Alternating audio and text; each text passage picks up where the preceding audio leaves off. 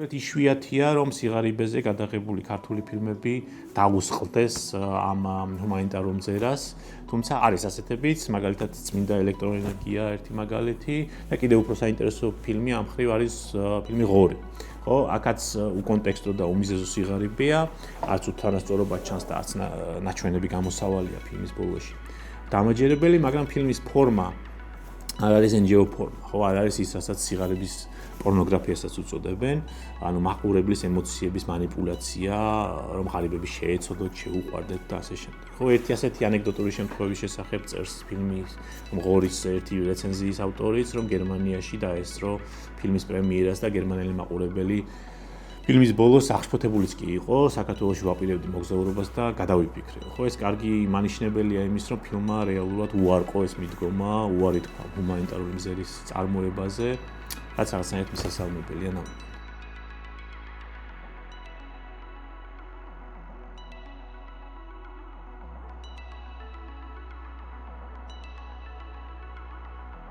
ვაგრძელებთ საუბარს თანამედროვე ქართულ კინოზე და 80 სრულმეტრაჟიანი და 10 მოკლემეტრაჟიანი ფილმის ანალიზის საფუძველზე ვმჟელობთ იმაზე, თუ როგორაა წარმოდგენილი კინოში კლასობრივი იერარქია, კლასობრივი ჩაგვრა, სიღარიბე, გაღარიბების პროცესი და სხვა მომიჯნავე თემები. ხო, პირველ ვიდეოში ვისაუბრებთ შრომელთა კლასის და შრომითი კონფლიქტის რეპრეზენტაციაზე, შემდეგ გავაგრძელებთ ლუმპენ პროლეტარიატზე მსჯელობა, ღარიბებზე, უფრო კონკრეტულად იმაზე, როგორ ხედავს ქართული კინო ლუმპენიზაციის და ღარიბთა გასაჭირის გამოწვევ მიზეზებს, გავაკრიტიკეთ ის ფაქტი, რომ მმართველი კლასის, პოლიტიკური და ეკონომიკური ელიტების თუ ზოგადად კაპიტალისტების ბრალეულობა ძალიან იშვიათად ჩანს და სიღარიბე, მოწყვლადობა და ლუმპენიზაცია არ აღიქმება როგორც შედეგი და მოკიდებლობიდან დღემდე მმართველი კლასის მიერ განხორციელებული კლასობრივი პროექტის, ხო?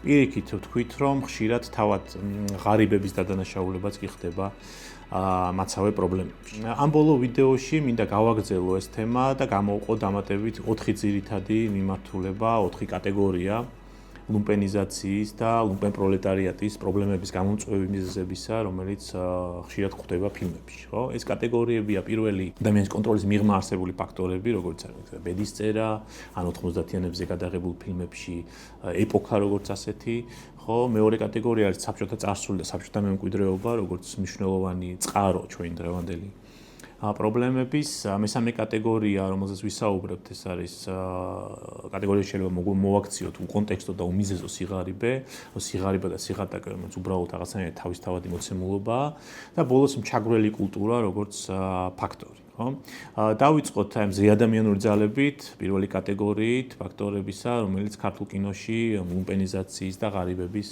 პრობლემების ამხსნელად გვევლინება.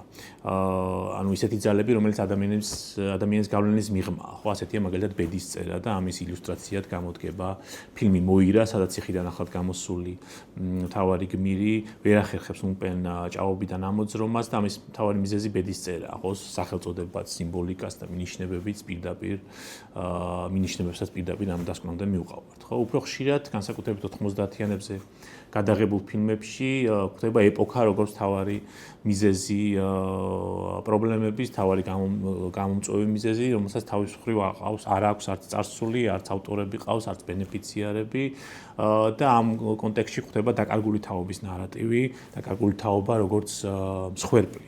ამ ეპოქის, ანუ რაღაც კატასტროფა დაგვატყდა თავს, რომელსაც მიზეზები არ აქვს თითქოს, იმიტომ რომ თითქმის არასდროს არ გველაპარაკებიან იმაზე, რა იყო მანამდე, რა ცხოვრება იყო 90-იანებამდე, ხო, კარგი თუ ცუდი, თითქოს არ არსებობდა მანამდე საქართველოს და პირდაპირ ჩაგვაგდეს ამ ეპოქალურ კატაკლიზმში, ხო? და რაც უნდა გვაინტერესებდეს, არის ის, როგორ ცხოვრობს ამ ეპოქაში აღმოჩენილი დაკარგული თაობა. არაერთი ფილმი ამ კუთხით საინტერესო, მაგალითად შეგვიძლია ავიღოთ ტრილოგია გასეირნება ყარაბაღში, გოგლიკოს თავგადასავალი, ხო, მესამე ფილმი განსაკუთრებით საინტერესოა აქ, სადაც ახალ საქართველოს ეჯახება ციხიდან გამოსული გოგლიკო, წარმოსახვითი საქართველოს, სააკაშვილის წარმოსახვითი ვირტუალური საქართველოს, სადაც 90-იანების მანკიერი ნიშნები თითქმის გამქრალია ქვეყნიდან, მისი სკოლებიდან და ახალგაზრდობიდან, უბრალოდ შემორჩენილია გოგლიკო და მისი სამყარო, როგორც წარმავალი პათოლოგია, რომელიც უნდა გადაშენდეს, რომ ახალმა ამ ილუზორულმა საქართველომ გააგრძელოს განვითარება. და ასეც ხდება ტრილოგიის ბოლოს თავს იკლავს გოგლიკო და 90-იანების კიდევ ერთ ბოროტ გადმონაშს, კაბუს პერსონაჟს გადაჭეხავს ხევში და მას შემდეგ, რა თქმა უნდა, საქართველო უნდა გაბწყინდეს, ეს შემორჩენილი ლუმპენები უშლიდნენ ხელს, თორე აცი ყველაფერი კარგად უნდა იყოს. ხო, ერთი სიტყვით, ეს დაკარგული თაობა ქართულ ფილმებში არის 90-იანების რაღაცნაირი მსხვერპლის და შემოქმედიც, რომელიც უნდა მოვიცვალოთ სარძევ ეკბილივით, როგორც თავარი წინაპირობა საზოგადოების განვითარების. მოკლედ 90-იანების და დაკარგული თაობის ნარატივში, როგორც წესი, არ ხდება გაანალიზება იმის, რა იყო მანამდე, ხო? თითქოს მანამდე არ არსებობდა არაფერი და თუ არსებობდა მხოლოდ რაღაც დიდი ბოროტება, რომელსაც დამატებითი შესწავლა არ სჭირდება. ამით მინდა გადავიდე მეორე კატეგორიაზე ფაქტორებისა, ხო, რომელთაც თანამედროვე სოციალური კრიზისი აიხსნება ხოლმე ფილმებში, ეს არის საბჭოთა მემკვიდრეობა. ზოგადად ყველასთვის ცნობილია, რომ დომინანტური წარმოდგენა არსებობს, ხო, ქვეყანაში, რომლის გავრცელებასაც ჩვენი კულტურული და ინტელექტუალური ელიტა აქტიურად უწყობს ხელს, აწლეულებია უკვე, რომ ჩვენი თანამედროვეობის პრობლემები ძირითადად უნდა ავხსნათ საბჭოთა წარსულით, ხო, საბჭოთა ინერციით, საბჭოთა მემკვიდრეობით, იქნება ეს ინსტიტუტები, რომელიც მემკვიდრეობით გვერგო, თუ მენტალობა, რომელიც ვერ ამოვძირკვეთ, ვერ ამოვძირკვეთ, ხო, რაღაცნაირი უკრიტიკო კრიტიკა, საბჭოთა კავშირის მზაშაბლონებით მიჯელობა საბჭოთა წარსულზე, სადაც ყველაფერი ყოველთვის ცუდი იყო. ხო, ეს ზოგადად პოსტსოციალისტურ და პოსტსაბჭოთა საზოგადოებებში გავრცელებული ფენომენია, ამას უწოდებენ ანტიკომუნისტურ იდეოლოგიას, რომელიც ძალიან ძლიერი ინსტრუმენტია თავის მხრივ, რომელთაც პრავდება, ასე ვთქვათ, ლეგიტიმაცია ენიჭება იმ ახალ კაპიტალისტურ წყობას, რომელიც 90-იანებიდან ჩამოყალიბდა. ხო, წამყვანი იდეა ანტიკომუნიზმის არის ის, რომ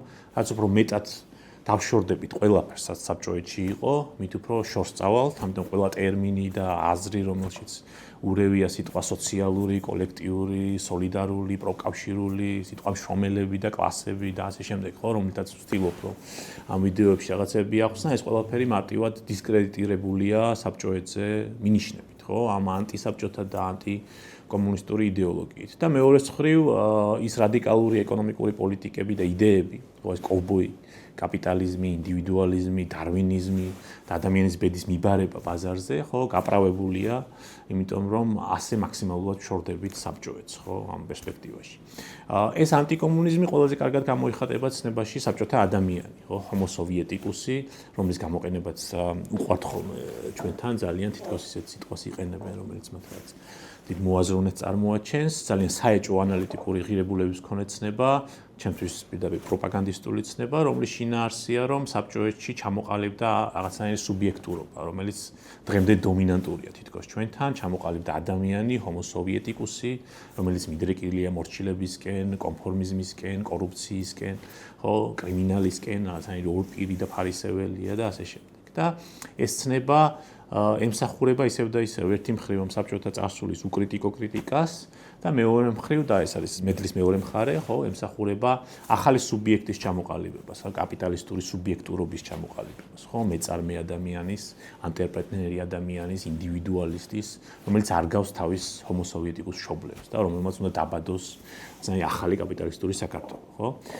საბჭოთა წარსულის და მისი მემკვიდრეობის ეს შაბლონური კრიტიკა გვხვდება არაერთ ფილმში, ირეკლავს თავისთავად ქართული კინო ამ გაბატონებულ მიდგომას და თავადაც ხელს უწყობს მის კვლავ-წარმოებას. ბევრი მაგალითის მოხმობა შეიძლება ამ მხრივ, უბრალოდ ამდენიმეს ვახსენებ, ხო მაგალითად ჰომო სოვიეტიკუსები გვხვდება რეზო ესაძის ფილმში თვე როგორც ერთი დღე, სადაც 90-იანების დასაწყისის ქაოსია აღწერილი და ვხედავთ ადამიანებს, რომლებიც ჯერ ეროვნული მოძრაობის სლოგანებს გაყვირიან და მეორე მომენტში წითელ პარტიულ ბილეთებს ატრიალებენ. ხო ეს ბილეთის საკითხი აქტუალურია ფილმში შინდისიც, იქაც აგვისტოს ომის დღეებში პატარა მაღაზიის გამყიდველი კონფლიქტის ზონაში აწვირებს პროდუქციას ომის დროს, ხო, ცუდი ადამიანია და ამავე დროს თავარგმნის ხვირწინ უფრიალებს ამ პარტბილებს, რომ აი მოვლენ რუსები და მას ხელს არ დააკარებენ და ძალიან კარგია რომ მოვლენ და ასე შემდეგ. მოკლედ ორივე შემთხვევაში ეს საბჭოთა ადამიანია, მლიქნელი, უზნეო, ორპირი, კონფორმისტი, რუსეთუმე და ასე შემდეგ. მაგრამ ჩემთვის უფრო საინტერესოა ამ მიდგომის უფრო ირიბი გამოხატულება, სიმპტომები, ასე ვთქვათ. თუ დავაკვირდებით თანამედროვე ქართულ ფილმებს, უმეტესად ასაკოვანი ადამიანები, ისინი ვინც მოესწრებოდნენ საბჭოთა კავშირს, როგორც წესი არ წარმოადგენენ რაიმე ზნეობის ან სიბრძნის მატარებლებს, პირიქით, ხო? ძველი თაობის ადამიანები ან ასეთი დაუძლურებულები და უფუნქციოები არიან, ფიზიკური ან მენტალური თვალსაზრისით შეზღუდული შესაძლებლობის, ხო, რისი გამოწვევი მიზეზით შეიძლება პირდაპირ უკავშირდებოდეს საბჭოთა უსამართლობას. ან ხშირად რათანაირ ჩურჩუტები არიან, ხო, ჭყუ არ მოეკითხებათ, როგორც იტყვიან, ხო, ვერაფერს ვერ ხვდებიან საერთოდ და კომიკური როლი აქვთ. ან პირდაპირ ცუდი პერსონაჟები არიან, ამორალურები, გაყვნილები, მოძალადეები, ჩაგორელი პატრიარქალური კულტურის მატარებლები და ასე შემდეგ. მოკლედ ასაკოვანი ხალხი, ის ხალხი, ვინც საბჭოეთში ჩამოყალიბდა, არ ვარგა, ხო? ეს არის მესიჯი, არის რამდენიმე გამონაკლისი, მაგალითად ფილმი რატომ ვართ ერთად, სადაც მთავარი გმირის ბებია გრძელი ტირადით ამონათებს მოძალადე პოლიციელებს და ეს ფილმის მნიშვნელოვანი მომენტია და ზოგადად ეს ბებია მნიშვნელოვანი რაღაც მორალური საყრდენია მთავარი გმირისთვის, თუმცა ეს ასაკოვანი ადამიანი ინგლისურის მასწავლებელია და იგრძნობა რომ ვესტერნიზებული, ამიტომ ჰომოსოვიეტიკუსის ჩარჩოში არ ექცევა შესაბამისად გამონაკლისადაც ვერ ჩავთვლით, ხო? თუმცა გამონაკლისია ფილმი ძმა, მაგალითად, სადაც კახი კავსაძის გმირი გზაზე აყენებს ლუმპენიზებულ ახალგაზრდა მთავარ გმირს და მის მცირეწლოვან ძმას ანახებს რაღაც ნეობრივ სტანდარტს, ხო? ასევე გამონაკლისებია ლევან კოღუაშვილის ფილმები. ამ მხრივ, მაგალითად, ქუჩის დღეებში ლევან თაძის გმირი ფანჯრიდან ხტება და თავს იკლავს იმის გამო, რომ ვერ ეგუება საკუთარი შვილის ნარკომოვაჭრეთ გადაქცევას, ხო? და ბრაიტონში ისევ კახი კავსაძის გმირი ზნეობრივი რაღაცნაირი ღერძია ქართველი ლუმპენიზებული ემიგრანტებისა ამერიკაში, ხო? და თავად ლევან თედიაშვილის გმირიც, თავარი გმირი საბჭოთა მოჭიდავე გზაზე აყენებს თავის ლუმპენიზებულ შვილსაც. ესაც შეეხება ამ საბჭოთა წარსულის გადააზრებას თუ გადაუაზრებლობას და საბჭოთა მემკვიდრეობას როგორც დომინანტურ ამხსნელს ჩვენი პრობლემების. შემდეგი კატეგორია ფილმების არის ის, სადაც ნაჩვენებია სრულიად ან დიდწილად უკონტექსტო და უმიზეზო სიღარიბე. ხშირად ისე ხდება, რომ ასეთი ფილმების მიზანი მაყურებელში თანაგრძნობის აღძვრაა ხოლმე, ხო? და ასეთი ფილმები გვთავაზობენ იმას, რასაც უწოდებენ ხოლმე ჰუმანიტარულ მზერას. რაც გულისხმობთ ამ ჰუმანიტარულ მზერაში და რატომ არის ეს პრობლემური, ხო? მაგალითად, სოციალურ ქსელებში ხშირად ხვდებით ვიდეოებს, ძალიან გრაფიკულ და შემზარავ ვიდეოებს, სადაც ჩანს ერთი ადამიანის ტანჯვა, ხო? როგორი კრუნჩხებიან, ყვირიან, ტირიან, ტკივილისგან დაავადებული ადამიანები, რომლებიც იტანჯებიან და იქვე მითითებულია ხოლმე საბანკო ანგარიში ქველმოქმედებისთვის და ამ ვიდეოების მიზანიც ეს არის, ხო, რომ შეგზაროს, გიბიძგოს დახმარებისკენ, ფულის გადარიცხვისკენ, ხო, გაჭირვებული ადამიანებს ხარდასაჭერად. იგივეს აკეთებენ სხვადასხვა საერთაშორისო საქველმოქმედო NGO-ებიც აფრიკელ თუ კონფლიქტის ზონაში მოქცეულ ბავშვებზე. ნუ დაახლოებით ამავე ლოგიკით მუშაობს აი ამ კატეგორიის ფილმებიც, ხო, ჰუმანიტარული ან NGO ლოგიკით. მცირე გადახვევა რო გავაკეთოთ, თან ისე ხდება, რომ ამგვარ ფილმებში, ქართულ ფილმებში ვხედავთ ღარიბებს შორის კონფლიქტს, ხო, ერთგვარ შიმშილის თამაშებს თუ კალმარის თამაშის ტიპის სიუჟეტს, ანუ ომს ყველას წინააღმდეგ, ოღონდ იმ განსხვავებით, რომ როგორც თითქმის ყველა ქართულ ფილმში უთანასწორობა არც აქ ჩანს, სიმდიდრესთან კონტრასტი არ კეთდება, მაყურებელი უბრალოდ უყურებს შეჯიბრს ღარიბებს შორის, უყურებს და აინტერესებს, ანუ დააინტერესებდეს, ამდენად გადარჩება ადამიანობა, ზნეობა ამ ადამიანში სიდუხჭირის და გამოუვალი მდგომარეობის მიუხედავად. ხო, ცოტა ბოროტულადაც რო ვთქვათ, თუ გადარჩება ადამიანობა ბურჟუაზიას შეუძლია მშვიდად იძინოს, რომ მიუხედავად ყველაფრისა ღარიბებში არ მომკვდარა ზნეობა და ძალადობაზე არ გადმოვლენ. თუ დასკვნა ორაზროვანია, არა გადაწყვეტილია ზნეობის ბედი, ბურჟუაზიამ უნდა იმოქმედოს სასწრაფოდ, ქველმოქმედებით, ხო? და თუ ადამიანობაზე უარს ამბობს ღარიბი, მაშინ ბურჟუაზიამ უნდა იმოქმედოს ძალით, ხო? გააგზავნოს ბეტმენი კრიმინალთა საბრძოლველად, ან რენე მიდის ჰოლივუდიდან ჩვენი ვერსია ბეტმენის, უზნეო ღარიბების გასანადგურებლად თუ დისციპლინირებისთვის, ხო? მაგრამ უმეტესად ასეთ ფილმებში ღარიბები შეცოდების ობიექტები არიან, მსხვერპლები, ხო? ხოლო მაყურებელმა, როგორც ქველმოქმედმა, უნდა იმოქმედოს და აეხმაროს მათ და თან გადაუდებლად. აქ მნიშვნელოვანია ძალაუფლებრივი მიმართება პერსონაჟსა და მაყურებელს შორის, ხო? ღარიბ პერსონაჟებს არ აქვთ აგენტობა, ღარიბები არაფერს ითხოვენ გარდა დახმარებისა, ამიტომ ის ვინც მოქმედებს პოტენციურად მხოლოდ მაყურებელი. და რაც თავარია, მას მოეთხოვება ქველმოქმედება და არაპოლიტიკური ქმედება, არა სისტემის შეცვლა, რადგან სისტემურად არ აღიქმება ეს პრობლემა, ხო? ანუ რაღაც სევდა უნდა მოგგვაროს და არა ბრაზი, ასეთმა ფილმებმა. და რატომ არის ეს პრობლემა, ხო? ეს ჰუმანიტარული მზერა. ერთი რომ გარკვეულწილად კომერციალიზაცია ხდება, გასაქონლება ხდება სიღარიბის, ხო? ისე უნდა წარმოაჩინოს სიღარიბე, რომ გაიყიდოს.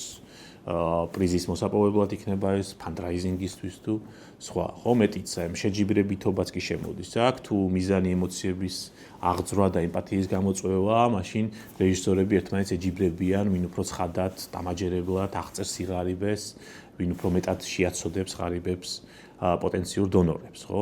რაღაცნაირი ინსტრუმენტალიზებაა, მოკლედ, სიღარიბის და გაჭირვების. და მეორე, უფრო მნიშვნელოვანი ჩემთვის, არის სიღარიბის გამოწვევი სტრუქტურული მიზეზების დეპოლიტიზირება, ხო? დეპოლიტიზირება ხდება ამგვარი რეპრეზენტირებით, ხო? გაბუნებრივება, გაბუნდოვანება, ამ გამოწვევი მიზეზების უხმობს ხვერპლი ამ შემთხვევაში ღარიბი, ამოგლეჯილი მისი სოციალური კონტექსტიდან, ისევე როგორც მაგალითად აფრიკელი ბავშვების ფოტოებია ხოლმე სხვადასხვა კამპანიებში გამოყენებული, ხო? უდანაშაულო მშიერი ბავშვი, რომელსაც უნდა დაეხმარო, უხმო ბავშვი, რომელსაც არ აქვს პოლიტიკური მოთხოვნები, ვერ აყალიბებს ასეთ მოთხოვნებს და მხოლოდ დახმარებას ითხოვს და არა უსამართლობასთან ბრძოლას და პოლიტიკურ ქმედებას, ხო? ამოგლეჯილია, აბსტრაგირებულია ის რაღაც ისტორიული პოლიტიკური კონტექსტიდან, კოლონიალიზმის ისტორია იქნება ეს თუ ნეოკოლონიალური სტრუქტურები, რომელმაც დატოვა ის შიერი, ანუ ვეხმარებით უდანაშაულო აბსტრაქტულ ადამიანს და გვერდზევდებთ იმ მიზეზებს, რომელმაც ჩააგდო ეს ბავშვი ამ მდგომარეობაში და ჩააგდებს არცთავარია მილიონობით ბავშვს მომავალში იგივე მდგომარეობაში, ხო? მოკლედ იშვიათია, რომ სიღარიბეზე გადაღებული ქართული ფილმები დაუსყლდეს ამ ჰუმანიტარულ მზერას, თუმცა არის ასეთებიც, მაგალითად წმინდა ელექტროენერგია ერთი მაგალითი და კიდევ უფრო საინტერესო ფილმი ამ მხრივ არის ფილმი ღორი. ხო, აქაც უკონტექსტო და უმიზეზო სიღარიბეა, არც უთანასწორობა ჩანს და არც ნაჩვენები გამოსავალია ფილმის ბოლოში. დამაჯერებელი, მაგრამ ფილმის ფორმა არ არის NGO ფორმა, ხო, არ არის ის, რასაც სიღარიბის პორნოგრაფიასაც უწოდებენ, ანუ მაყურებლის ემოციების манипуляცია, რომ ღარიბები შეეცოდოთ, შეუყვარდეთ და ასე შემდეგ. ხო, ერთი ასეთი ანეკდოტური შემთხვევების შესახებ წერს ფილმის ღორის ერთი რეცენზიის ავტორიც, რომ გერმანიაში დაესწრო ფილმის პრემიერას და გერმანელი მაყურებელი ფილმის ბოლოს აღშფოთებულიც კი იყო, საქართველოში ვაპირებდი მოგზაურობას და გადავიფიქრე. ხო, ეს კარგი მანიშნებელია იმის, რომ ფილმმა რეალურად უარყო ეს მიდგომა, უარი თქვა ჰუმანიტარული მზერის წარმოებაზე, რაც რაღაცნაირად მისასალმებელია ნამდვილად. ჩაგვრელი კულტურა არის ბოლო ეს კატეგორია, ორი სიტყვით მინდა კულტურაზე, როგორც სოციალური სამართლობის მიზეზებზე ვისაუბრო, ხო? პატრიარქალური კულტურა პირველ რიგში, პატრიარქალური კულტურის კრიტიკა ძალიან დომინანტური ხაზია ქართულ ფილმებში. ხშირად გვევლინება ლუმპენიზაციის სათავედაც, როგორც მაგალითად ფილმებში ჩემი ოთახი, მე ვარ ბესო, პანოპტიკონი და ჩვენ ვიცეკვებთ, ამოისუნთქე, ჩაისუნთქე და სხვა. ვინაიდან ქართულ კინოზე მსჯელობისას ეს თემა ისედაც დომინანტური პრიზმაა ხოლმე, ამაზე არ შევჩერდები.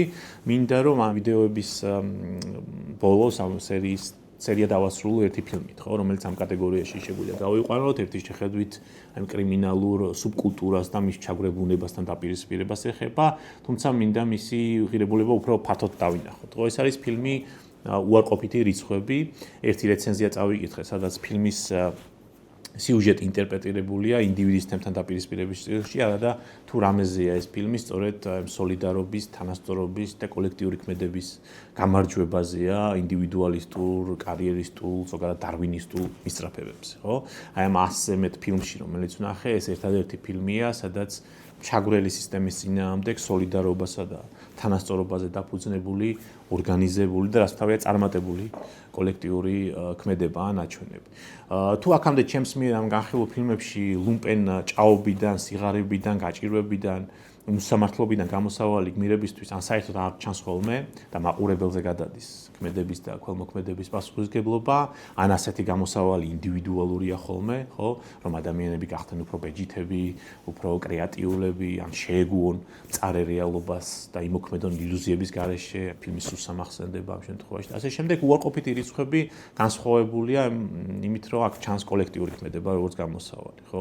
ფილმის მოქმედება ვითარდება არასრულწლოვანთა კოლონიაში, სადაც თავარი გმირი ნიკა კოლონიის ეგრეთ წოდებული მაყურებელია, რომელსაც ფილმის დასაწყისში ტელეფონზე ურეკავს თავისი უფროსი ძმა, კრიმინალური ავტორიტეტი, როგორც ჩანს და ავალებს ციხეში ბუნტის მოწყობას, რომელიც სხვა ციხეებში ანალოგიური ბუნტებთან ერთად რაღაც ბუნდოვან მიზანს ემსახურება ქურდული სამყაროს ხელისუფლებასთან დაპირისპირების პროცესში და თუ ნიკა ამას შეასრულებს, ამ დავალებას, ამ დაამყარებს ისეთ წესრიგს, მის დაძახებულზე ბუნტი დაიწყება, ნიკას პირდებიან დაწინაურებას კრიმინალური სამყაროს იერარქიაში, ყველაზე ახალგაზრდა ქურდი გახდებიო პირდება ძმა. ნიკა მოხიბლულია კარიერული წინსვლის პერსპექტივით და იწყებს შესაბამისი ნაბიჯების გადადგმას და ნიადაგის შემზადებას მომავალი ბუნტისთვის, ხო? მაგრამ ამ პროცესში ნელ-ნელა ნიკა იაზრებს კრიმინალური სუბკულტურის და და სისტემის უსამართლობას, მის ჩაგვრებულებას და საბოლოო ჯამში თავის მეგობრებთან ერთად ახალი თანასწორობაზე დაფუძნებული ერთობით დგამს ბუნტს, ოღონდ სწორედ ამ კულტურის და სისტემის წინააღმდეგ. აქ საინტერესოა, რომ თავად კრიმინალური ქურდული სუბკულტურა კოლექტივისტურია თავისთავად, ხო? და პრინციპში იდეის დონეზე ურთიერთდახმარების ლოგიკით მუშაობს, ეს ეგრეთ წოდებული საერთო ოფშიაკის აკრეფვაც, ეს ფული, რომელიც საფულეთი ნიკას კისერზე აქვს ჩამოკიდებული, სწორედ იმისთვის იკრიბება, რომ პატიმრების საჭიროებები დაკმაყოფილდეს, სტატუსის მიუხედავად ყველასი, ვინც ემორჩილება ამ წესრიგს, ხო, ის საჭიროებები, რომლის დაკმაყოფილებაც ადმინისტრაციას დელეგირებული აქვს მაყურებელს. მაგრამ ამ ზოგადი კოლექტივისტური იდეის ქვეშ არის დარვინისტული შრე, ჰობსიანური სამყარო, სადაც ხშირად ერთმანეთს ფეხს უდებენ, არინდობენ, არ პატიობენ ადამიანურ სისუსტეებს, მათ შორის ძალადობა ხდება კრიმინალური იერარქიაში დაწინაურებისთვის და ასე შემდეგ. და უფრო მაღალ დონეზე კიდევ კანონიერი ქურდების დონეზე ძალაუფლებრივი პოლიტიკური თამაშები, რომლის ნაწილიც უნდა გამختارიყო თავად ნიკაც ეს დავალება რო შეესრულებინა. მეტიც ეს სუბკულტურა დიდწილად მოთვინიერებულია, თუ შეიძლება ასე ვთქვათ, სახელმწიფო სისტემაში, მთელი იდეა ციხეში წესრიგის, ხო, ეგრეთ წოდებული პალაჟენიის ისაა, რომ ადმინისტრაცია დელეგირებას აკეთებს საკუთარი ფუნქციების ამ სისტემას. და ეს პალაჟენი ემდენადაა ძლიერი, რაც უფრო მეტი ფუნქცია აქვს აღებული საკუთარ თავზე ადმინისტრაციისგან. ხო, ანუ ადმინისტრაციის ინტერესი არის წესრიგი, ასე ხდება ციხეში და დიდწილად ციხის გარეთაც, ხო, რაღაც კონტროლის მექანიზმია და რა თქმა უნდა, რაღაც არა ავტონომიური ემანსიპატორული პროექტი. ხო, ერთი სიტყვით ძალაუფლებრივი ჩაგვრელი სისტემაა, პოლიტიკურ თამაშებში გახვეული პრაქტიკაში, ასეა, მიუხედავად მისი იდეოლოგიისა და ყველა ვინც არ ემორჩილება ამ სისტემას, მაგალითად მათეს პერსონაჟი ფილმში ან ვერ ემორჩილება პირადი სისუსტეებიდან გამომდინარე, როგორც დაჩის პერსონაჟი, იჩაგრება ან ნადგურდება. ხო, ერთ-ერთი გადამტეხი მომენტი ნიკასთვის სწორედ ყველაზე მცირეწლოვანი პატიმრის დაჩის თვითმკვლელობაა, რომლის დაცვასაც მანამდე ცდილობს ნიკა, ვალსაც გადაუხდის, მაგრამ დაჩი მაინც იდებს ვალებს პატიმრებთან თამაშით, მე ციხიდან გაქცევის წარუმატებელი მცდელობის გამო, რომელსაც რეჟიმის გამკაცრება მოყვება, სჯიან თავად პატიმრების ცემენ და მოკლედ დაჩი იკლავს თავს ბოლოში, რაც ემოციურად ძალიან მძიმედ მოქმედებს ნიკაზე. ხო, აქ შემოდის ალუდა ქეთელაურის თემა, ცენტრალური ხაზი ფილმის. ერთ ეპიზოდში ალუდა ქეთელაურის არჩევენ დიდი ინტერესით ბიჭები, ხო, ნიკას თხოვნით და ნიკა იქცევა როგორც ალუდა, მოკლედ და ხდება ალუდა, ხო, უპირისპირდება ციხის ადმინისტრაციასაც, მდელსაც, რომელიც უარს ამბობს დაჩის ლოცვაში მოხსენიებაზე, დგამს მოკლედ ამ დაპირისპირებას თემთან, კრიმინალურ სუბკულტურასთან, რომელმაც დაჩი და არა მარტო ის გაანადგურა. ბოლოსკენ მასთან პირადად დაპირისპირებულ მათესაც, რომელიც არ ემორჩილება ქურდულ სისტემას, გაათავისუფლებს კარცერიდან. ეს ალუდას ხაზი შეიძლება გამختارიყო მიზეზი, რატომაც ჩათვალა ზოგიერთმა, რომ ფილმი ინდივიდის თემთან დაპირისპირებაზეა, თუმცა ყველაზე საინტერესო და ღირებული ამ ფილმში სწორედ ისაა, რომ ალუდას მიღმა გადის ნიკა რაღაც გაგებით და ალუდასეულ იდეას და პროტესტს კოლექტიურ და ეფექტურ ფორმას აძლევს. და ამიტომ ჩვენს წინაშე თამაშდება რაღაც ბერძნული ტრაგედია, ალუდას მსგავსად ნიკას თემიდან მოკვეთა, მარადიული დაპირისპირება ინდივიდსა და თემს შორის, რომელზე რეფლექსიაც ძალიან უყვართ ხოლმე ჩვენთან, არამედ რეალური ემანსიპატორული ბრძოლა, ხო, პოლიტიკური ხთომილება. და ამ კოლექტიური ქმედებისთვის შერჩეულია ძალიან შთამბეჭდავი მეტაფორაც, ხო, რაგბის თამაშის სახით. ხო, სამინისტროს დავალებით რაგბის მწვრთნელები მოდიან კოლონიაში და სთავაზობენ რაგბის გაკვეთილებს ბიჭებს, თავიდან ფეხს ითრევს ნიკა, წესრიგი, ეგრეთ წოდებული პალაჟენია რო არ დაერღვეს, ერთ მომენტში ნიკას საწინააღმდეგოდაც კი მიდიან სხვათა შორის. მისი მეგობრები არ ემორჩილებიან და მაინც ცხადდებიან ვარჯიშზე, რაც ასევე ხას უსვამს ამ კოლექტიური ქმედების მნიშვნელობას ფილმში. იმას რომ ეს არაა მხოლოდ ნიკას ბრძოლა, რომ ეს ფილმი არაა მხოლოდ ნიკაზე და მის გაბედულობაზე. თუმცა ნელ-ნელა შედიან აზარტში, ნიკა და მისი მეგობრები ერთვებიან რაგბის ვარჯიშებში აქტიურად და რა არის, ხო, რა რაგბი რა თამაშია, ხო, ალბათ პოპულარულ გუნდურ სპორტულ თამაშებს შორის გამორჩეულია იმით, რომ ინდივიდუალიზმი და გუნდურობა ყველაზე კარგად არის დაბალანსებული.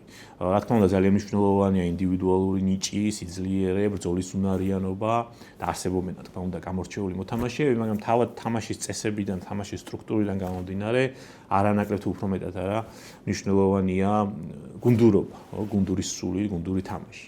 ყველა ერთად უტევს, ყველა ერთად იცავს თავს ერთ ხაზზე, ყველა ერთმანეთს ამაგრებს, აძლიერებს, ხო, მუდმივად ეს ხდება მოედანზე და ერთი მოთამაშის როლი ისეთი გადამწყვეტი არაა როგორც სხვა პოპულარულ გუნდურ სპორტებში. უფრო ნაკლები ადგილია ინდივიდუალური სუპერვარსკვლავობისთვის და ინდივიდუალური ბრწყინვალებისთვის. ხო, თუმცა ისევ და ისევ ეს არ ნიშნავს, რომ ინდივიდუალური ტალანტის შრომის და თავგანწირვის დაკნინება ხდება უამისოდ ფასდაკარგავდა ეს გუნდურობაც. ამიტომ ერთ სიტყვით კარგი ბალანსია და კარგი მეტაფორაა ფილმისთვის, ხო?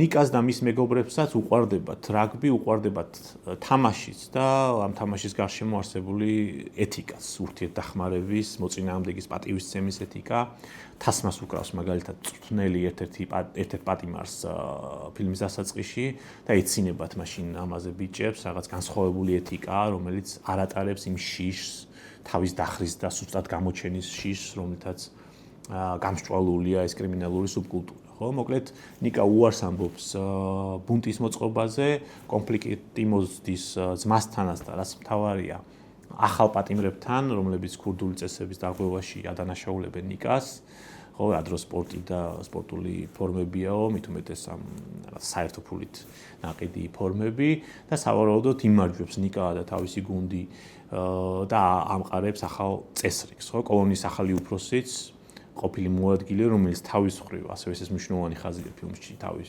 ჩართულია კარიერისტულ თამაშებში, იყო ჩართული და იყენებდა შიდა დაპირისპირებებს კოლონიაში ძველი უფროსის მოსაცილებლად და იმარჯვებს მოკლედ ამ კარიერისტულ რბოლაში და ეს ახალი უფროსიც მხარს უჭერს გუნდს და ახალ წესრიგს როგორც ჩანს, ხო? მოკლედ ჩვენ ვხედავთ გარკვეულწილად კოლექტიური პოლიტიკური სუბიექტის დაბადებას, რაც მთავარია ლუმპენ პროლეტარიატიდან, ხო, ყველაზე დაბალი ფენიდან საზოგადოების, ყველაზე გარიყული ფენიდან, რაც კიდევ უფრო რთული დავალებაა. იმიტომ რომ ლუმპენ პროლეტარიატის განსაზღვრება, დეფინიცია მოიცავს ზუსტად იმას, რომ ის გაფანტულია, გათითოკაცებულია, ჩართულია გადარჩენისთვის ბრძოლაში, ხო? არ აქვს კლასობრივი ცნობიერება, ადვილად მანიპულირებადია რეაქციული ძალების მხრიდან. თუ ერთიანდება რაღაც ტიპის კრიმინალურ სუბკულტურაში, მხოლოდ არსებულ სისტემაში პარაზიტირებისთვის, რაც თავის მხრივ ძირს უთხრის ხოლმე ხშირად არსებულ კლასობრივ ცნობიერებას, ფორმაციებს, ორგანიზაციებს. ხო, ლუმპენიზაცია შესაბამისად არაა მხოლოდ გაღარიბება, ხო, ლუმპენიზაცია არის დისციპლინირება საზოგადოების, მისი დაშლა, მასების ორგანიზების არ დაშვება.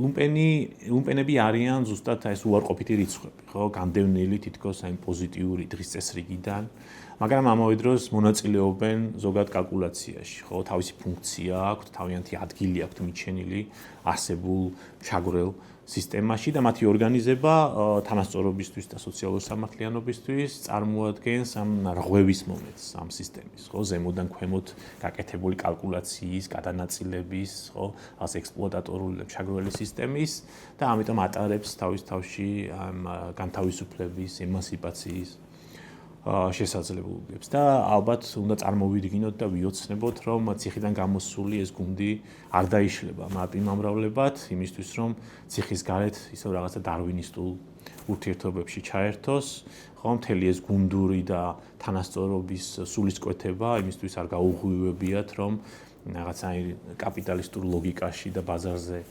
გაზავდეს და ერთმანეთის ჭამაზე გადაერთონ, არამედ იმისთვის, რომ ეს კოლექტიური ქმედების ეთიკა, სოლიდარობის და ურთიერთდახმარების ეთიკა, რომელიც აღმოაჩინეს, ხო, და შექმნეს, გაავრცელონ და დაუპირისპირდნენ არა მარტო ამ პარაზიტულ კრიმინალურ სუბკულტურას, არამედ სისტემას, ზოგადად, უფრო დომინანტურ, ხო, მნიშვნელოვან დომინანტურ ჩაგროვალ სისტემებს.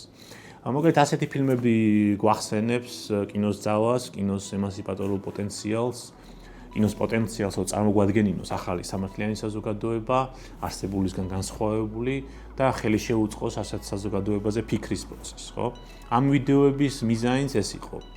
რომ რაღაცა გარდა რაღაც ზოგადი მიზნისა, რომ პოპულარული კულტურის გავლით გვესაუბრა სოციალურ კლასებზე საქართველოში და კლასობრივი პერსპექტივა შემოგვეტანა, დაგვებრუნებინა საჯარო მსჯელობაში, მიზანი იყო ასევე არა კრიტიკა კრიტიკისთვის, ხო, ფილმების, არამედ შეხსენება ქართველი ხელოვანებისთვის, რომ ძალიან ბევრი ფუნდამენტურად მნიშვნელოვანი თემა და საკითხია ქვეყანაში, რომელიც მათ ყურადღების მიღმართ შეება ხოლმე ხშირად სამწუხაროდ, ამ თემების ანალიზი ხშირად ზედაპირულია, მიკერძოებულია, შაბლონურია, ემსახურება არსებული უსამართლო სისტემის კვლავწარმოებას, ხო, და მსურდა რომ მოკლედ რაღაცნაირად შემეხსენებინა ხელოვანი ადამიანებისთვის მათი ფილმში ჩართული ადამიანებისთვის მათი მონაწილეობის მნიშვნელობა, ხო, არსებულ უსამართლობასთან დაპირისპირებაში, მათი ინტერვენციის საჭიროება დღეს უკეთესი სამართლიანი მომავლის შენების პროცესში. დიდი მადლობა ლიტაგორას ამავე დროს კიდევ ერთხელ ამ პლატფორმისთვის.